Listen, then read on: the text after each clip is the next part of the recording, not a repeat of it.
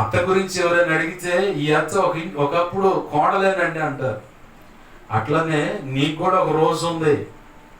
ఈ రోజు మీ అత్తను ఒక రకంగా నీ ఇష్టం వచ్చినట్టు చేస్తూ మాట వినకపోతే, నేను ఈ మధ్య దేవుని సన్నిధిలో కూర్చున్నప్పుడు ప్రభు చెబుతుంటే వింటా ఉన్నాను. వాళ్ళెవరో నాకు తెలుసు, పేర్లు అయితే చెప్పను. అత్త గాని మామ గాని బాధిస్తున్నారని చెప్పని కోడలే పుట్టింటోళ్ళకి చెప్పి మంత్ర ప్రయోగాలు. నా మాట వినట్లేదని అని చెప్పి భర్త మీద భార్య చేయించడం, నా మాట వినట్లేదని తండ్రి కొడుకుల మీద కూతురు ఇట్లా. ఏందో అది, మరి ఏదో అది ఊరకేదో బజారుకి పోయి జ్యూస్ పాయింట్కి వెళ్ళి ఒక జ్యూస్ తెచ్చుకొని తాగినంత ఈజీగా ఉంది. అవి రివర్స్ అయ్యానుకో ప్రాణాలు పోతాయి. అప్పుడు సంతోషంగా ఉండగలుగుతావా? ఆ కీడు నీ బిడ్డలను శాసిస్తుంది, శపిస్తుంది. చివరికి వాళ్ళకు తగిలి వాళ్ళ ప్రాణాలు కోల్పోతే కడుపు కోతతో వేదన పడాలే తప్ప రెండోది ఉండదుగా.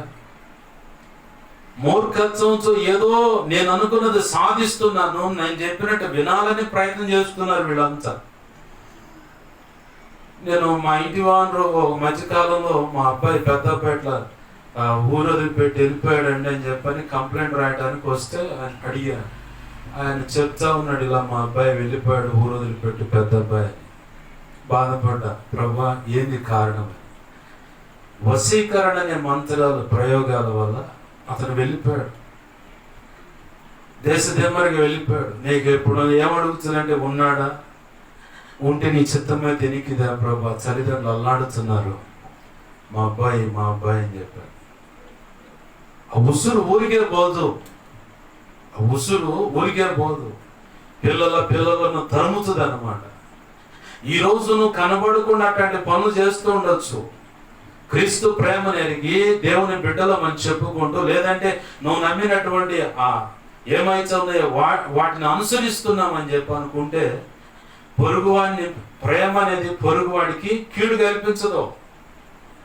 నువ్వు కీడు కల్పిస్తున్నావంటే నీలో క్రీస్తు ప్రేమ లేదు, లేదా నువ్వు నమ్మిన వాటి యొక్క భావజాలాలు నీలో లేవు.